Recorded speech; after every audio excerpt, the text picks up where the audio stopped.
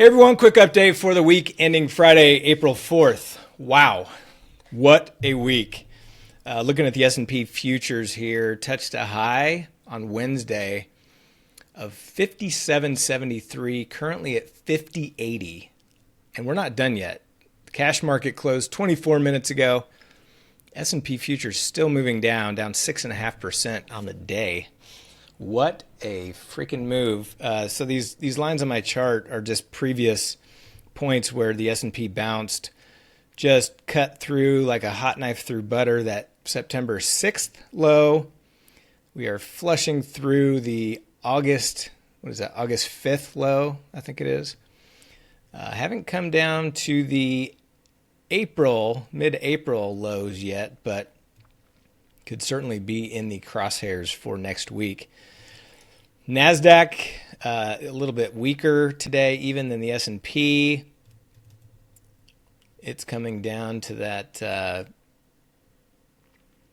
August 5th lows, and then again, same thing, the mid-April lows are kind of in the crosshairs for next week. So we will see what happens. I mean, this is bloody, my friends. Blood in the streets. Hope you are not trying to be a hero in this market. I've talked about several times in our community, this is not the time to size up. If you took some losses, this is not the time to size up and try to get it back. This is the time to let things go and, choose a strategy that's going to benefit you in this type of environment. What you were using a week ago, a month ago, it's just not going to fly in this environment. So obviously pretty obvious, but just, be smart about this.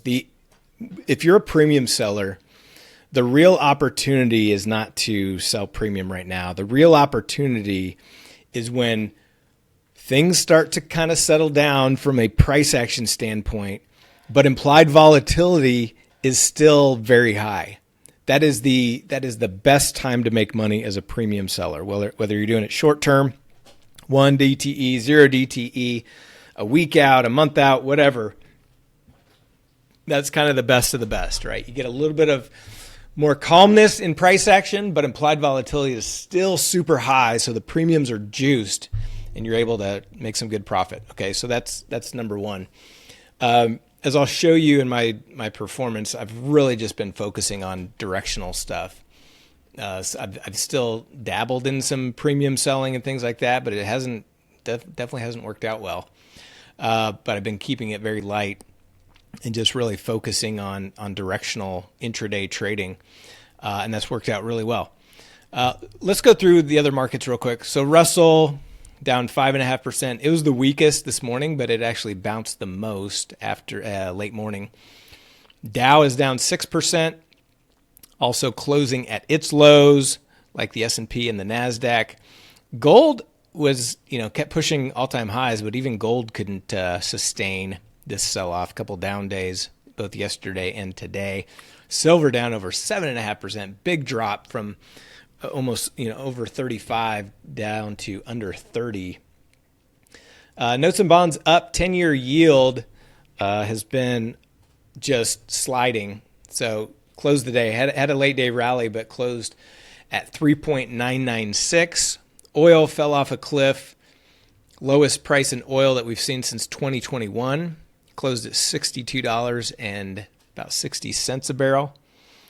Natty gas down about 7.5% today after being choppy. The euro, a big sell-off today after being strong the last couple days. Even bigger sell-off in the British pound to close lower for the week. And Bitcoin's just been kind of going sideways, kind of up and down, up 2% today after a decent little sell-off yesterday. So just kind of sideways for the week. And then the VIX closing at over 45, up 50% from yesterday's close. And so 45, when's the last time we saw that? I guess that big spike that we saw back on, what's the date there? August 5th. Yeah, the August 5th spike of 2024 of last year was the last time we've seen these levels in the VIX. So keep in mind, like this is with all the tariff stuff, I mean, this is kind of a macroeconomic structural shift of what's going on. We're going to see, if you've never traded in this kind of environment, I mean, we're going to continue to see in the near term very massive swings in both directions, right? We're going to get bad news that comes out. We're going to get countries coming out saying they're going to lower their tariffs, and that's going to be good news. We're going to shoot up, and then something bad is going to come out. We're going to drop again. It's just going to be massive swings up and down. So you've really got to stay agile and nimble, and don't, like I said, don't oversize in this environment. There's no reason to. The opportunity is coming. All right. Having said that, let's take a look at my trades for the week. So like I said, I kept it light on 0DTE. My price action iron condors, I was very selective, but ended up down 6K on those. Just obviously with this environment, it's very tough. I just had one DTE, which I ended up, it would have gotten stopped out. I just closed it out for a smaller loss than what my stop loss would have been. And then I had one other little O2 ratio diagonal that I scratched out a little profit on. As far as British Iron Condors, I only traded on the first, Monday. Did 3 tranches, plus 717. No power hour Wugas. Mahomes, just one trade, booked 760. Calendars, good week in calendars. The only loss I had was a Monday trade that I entered. Or no, that was from Friday. That's right. I actually meant to close that out Friday, and I left it on until Monday, so I ended up taking an $1,100 loss on it. But all the others were winners, so almost 4K on calendars. I did not enter any calendars. I closed all these out before the big Liberation Day announcement, and I did not enter any after that. So taking 0 calendars into the weekend. Transformers just had one DTE Iron Condor that I transformed, hit max profit of 1950.